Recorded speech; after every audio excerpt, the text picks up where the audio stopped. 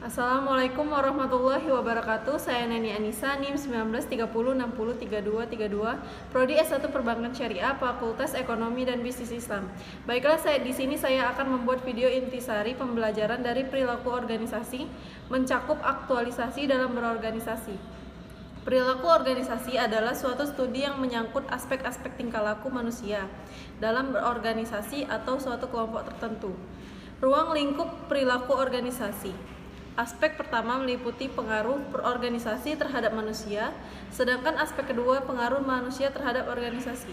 Selain masalah motivasi dan kepemimpinan, ilmu perilaku organisasi mengkaji juga beberapa aspek strategi dalam organisasi seperti pemecahan masalah dan pengambilan keputusan, komunikasi, stres dan konflik, produktivitas dan atau kinerja dan sebagainya.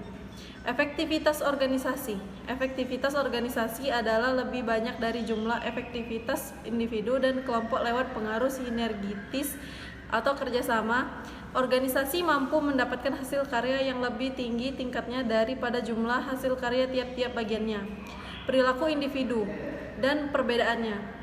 1. Perilaku timbul karena suatu sebab. 2. Perilaku diarahkan kepada tujuan. 3. Perilaku yang dapat dialami atau masih dapat terukur. Perilaku yang tidak langsung dapat diamati seperti berpikir, berpersepsi. Perilaku bermotivasi. Persepsi adalah proses kognitif yang digunakan oleh seseorang untuk menafsirkan dan memahami dunia sekitarnya, adalah sikap bagian hakiki dari kepribadian seseorang.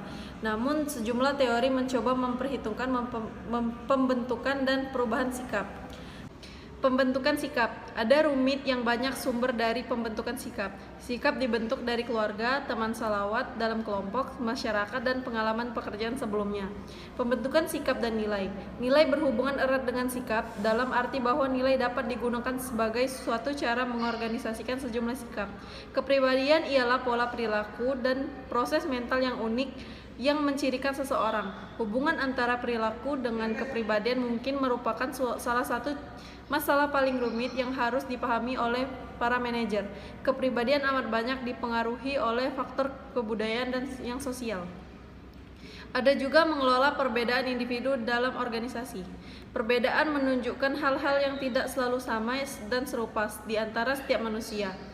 Definisi ini menggarisbawahi adanya 3 hal penting dalam mengelola perbedaan. 1. Ada banyak dimensi dan komponen perbedaan.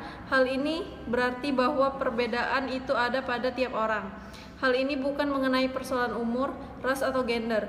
Perbedaan bukan pula menempatkan orang kulit putih di atas kelompok yang lain. Perbedaan menyebabkan kita berbeda dan unik satu sama lain. 2. Perbedaan tidak sama dengan berbeda. Perbedaan mencakup semua hal yang berbeda sekaligus serupa. Mengelola perbedaan berarti mengatur kedua hal tersebut secara bersamaan. 3. Perbedaan mencakup perpaduan antara hal-hal yang serupa dan hal-hal yang berbeda, bukan hanya salah satunya. Dengan adanya perbedaan dalam organisasi, para manajer diharapkan dapat menyatukan hal-hal tersebut. 4. Kepribadian. 1. Pragmatis.